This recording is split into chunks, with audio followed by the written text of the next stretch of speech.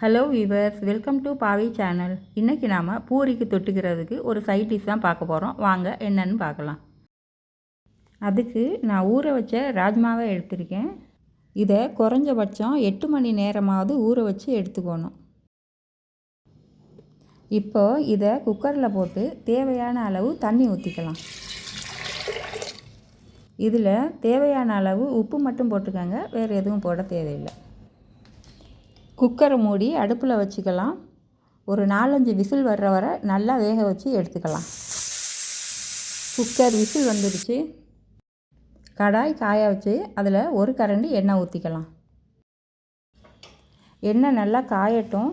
காஞ்ச உடனே அதில் கொஞ்சம் ஜீரகம் போட்டு பொரிய விடலாம். ஜீரகம் நல்லா பொரிஞ்சிருச்சு. இப்போ வெங்காயத்தை போட்டுக்கலாம். வெங்காயம் நல்லா வதங்குற மாதிரி அதை கிளறி விட்டுக்கலாம்.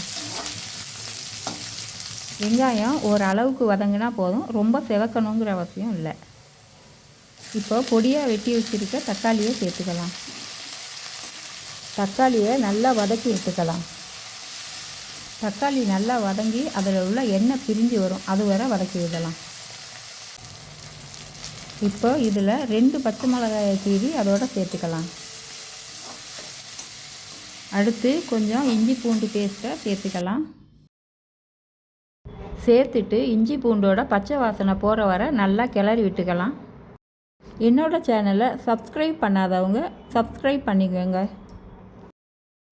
லைக் பண்ணுங்கள், ஷேர் பண்ணுங்கள், சப்ஸ்கிரைப் பண்ணுங்கள்.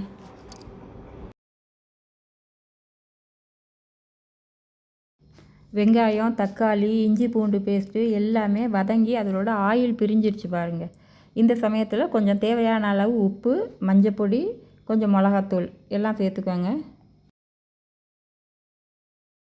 எல்லாம் சேர்த்ததுக்கப்புறம் நல்லா கிளறணும். அடுப்பை சிம்மில் வச்சுக்கோங்க, அப்போ தான் அடி பிடிக்காமல் இருக்கும். நான் வச்சுருக்க மிளகா பொடியில் எல்லாமே கலந்துருக்கிறதுனால வெறும் மிளகா பொடி மட்டும் போடுறேன். நீங்கள் தனித்தனியாக பொடி வச்சுருந்தீங்கன்னா எல்லாத்தையுமே சேர்த்து போட்டுக்கோங்க.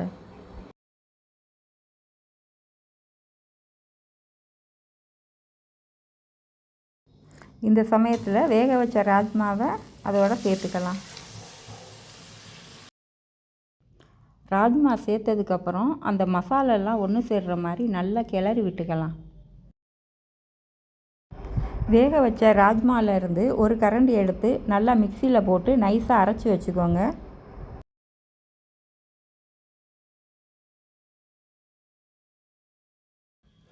கிளறி விட்டதுக்கப்புறம் அது நல்லா கொதிக்கட்டும். அதை ஒரு மூடி போட்டு மூடி வச்சிடலாம்.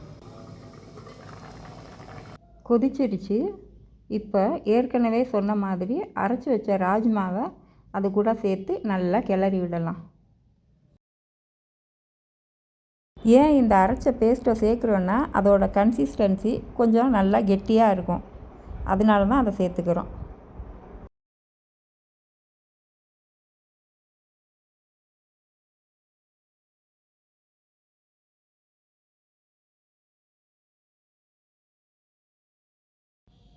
கொஞ்ச நேரத்துக்கு அதை மூடி வைக்கலாம்.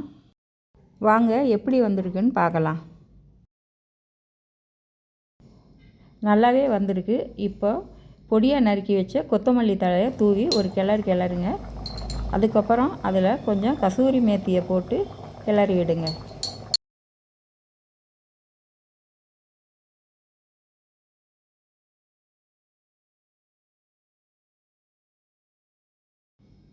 இந்த சமயத்தில் கொஞ்சம் ஃப்ரெஷ் க்ரீம் சேர்த்துக்கலாம்.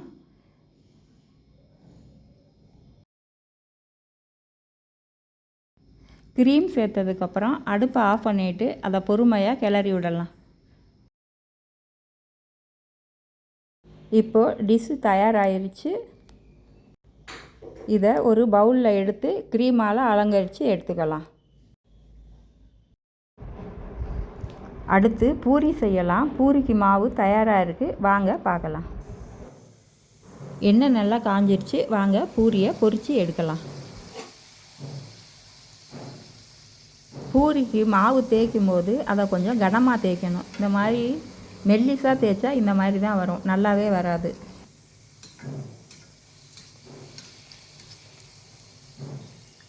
வாங்க பூரியை திருப்பி விட்டுக்கலாம். பூரி நல்லா செவக்க வந்துருச்சு, ஆனால் உப்பி வரலை. வாங்க அடுத்த பூரியை ரொம்ப சூப்பராக செஞ்சிடலாம்.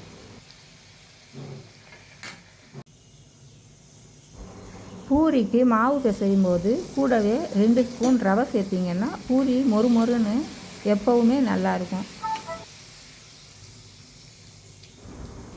இந்த பூரி நல்லாவே உப்பி வந்துருச்சுங்க, சூப்பராக வந்துருச்சு. திருப்பி விட்டுக்கலாம். 2 பக்கமும் நல்லா செவக்க வந்துடுச்சு. இப்போ எண்ணெயை நல்லா வடித்து தட்டில் எடுத்து வச்சுக்கிடலாம்.